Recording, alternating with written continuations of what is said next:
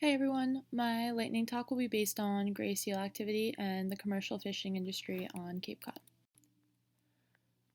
I want to start off with some quick background information on the Cape Cod fishing industry importance and some gray seal species facts. The Cape Cod fishing industry is the economic basis of the area. The land itself was named by the species of fish that was abundant in the coastal waters, the codfish.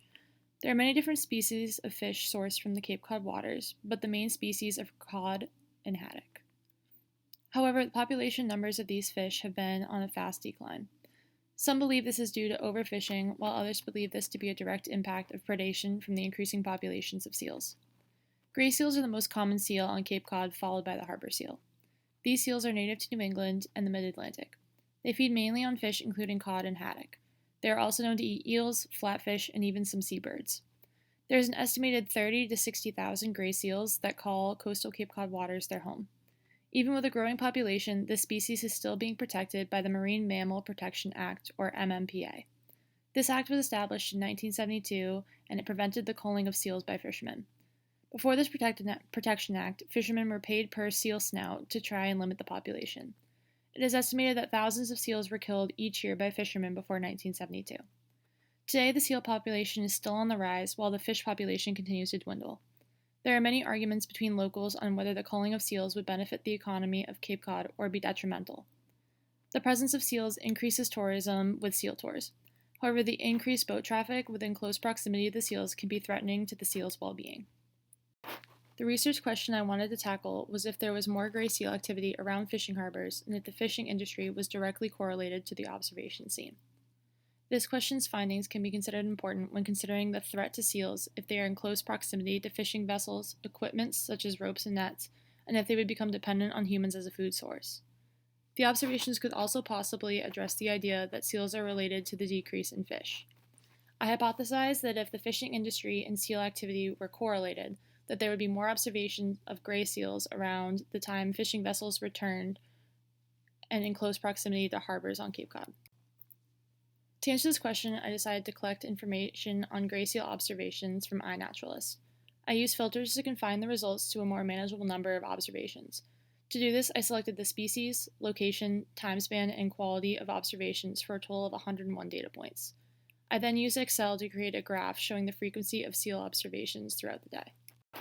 To express my data in a visual form, I created two figures. Figure 1 shows the location of gray seal observations relative to the locations of major fishing harbors on Cape Cod. In this figure, you can see a slight clustering of observations around each harbor.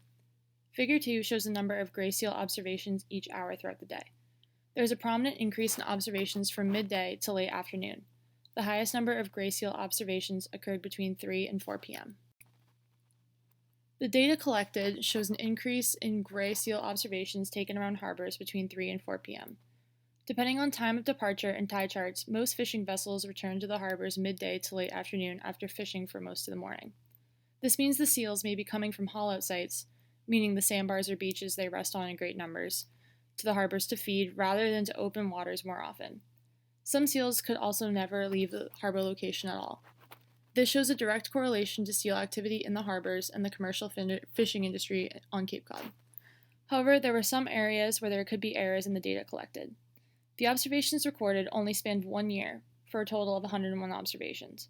More observational data may have either confirmed or changed the amount of observations collected from around large harbors. There also may have been more observations collected in the afternoon hours solely because people tend to be more active around this time. Tourism around the harbors also increases around the time vessels return to unload the haul of fish. All of these factors may contribute to the trends in data collected. In conclusion, this research shows that seal activity may be correlated to the commercial fishing industry. There were more seal observations located around harbors at the time fishing vessels returned. Seals may be returning or remaining in harbors in hopes to snack on some of the discarded fish after each haul. Seals and fishermen on the Cape have forever been battling for the catch. Since 1972, the level of competition has increased due to a rising seal population and a declining fish population. The MMPA, an argument for culling the seals, has been followed by locals since the pressure for a bigger catch has increased. The economy of Cape Cod relies greatly on the fishing industry, but also relies on tourism. Some other questions that can relate to this research can be based on tourism and the growing shark population as well.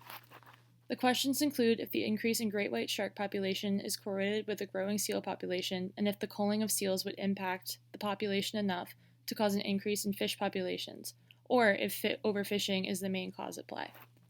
Climate change could also be an important factor. As of now, the fishermen and seals will continue to fight for the fish.